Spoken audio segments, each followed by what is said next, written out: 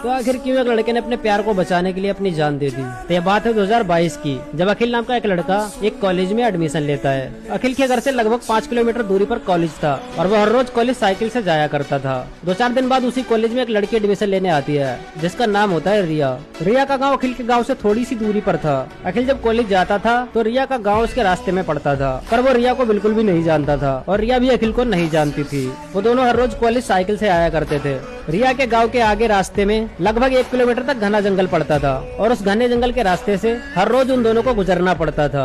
रिया गांव की बहुत ज्यादा खूबसूरत लड़की थी और वो बहुत ज्यादा शांत स्वभाव की भी थी। वो किसी से भी ज्यादा बात नहीं करती थी, सिर्फ कॉलेज आती थी, अपने सारे क्लास अटेंड करती थी और वापस घर चली जाती थी। अखिल भी सेम उसी की तरह था। वो भी हमेशा पढ़ाई पे ध्यान रखता था, किसी से भी फालतू बात नहीं किया करता था। एक दिन अखिल अपने क्लास में थोड़ा लेट पहुँचता है। सारे बच्चे क्लास में पहले ही पहुँच चुके थे। क्लास की सबसे पीछे वाली एक बेंच खाली पड़ी थी जिस पर जाकर अखिल अकेला बैठ जाता है और उसके बाद क्लास में पहुंचती है रिया।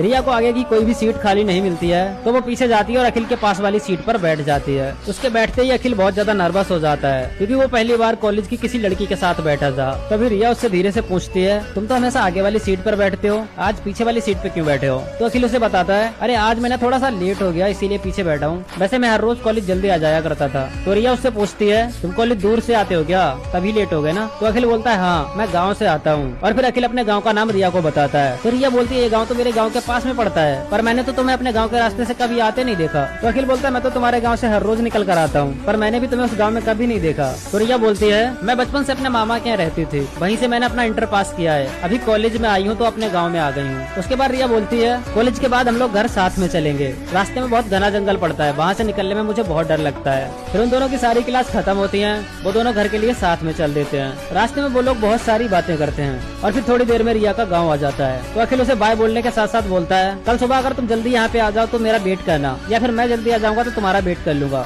दोनों साथ में कॉलेज चलेंगे। फिर वो हर रोज एक दूसरे के साथ कॉलेज जाने लगते हैं और साथ में ही कॉलेज से आते थे।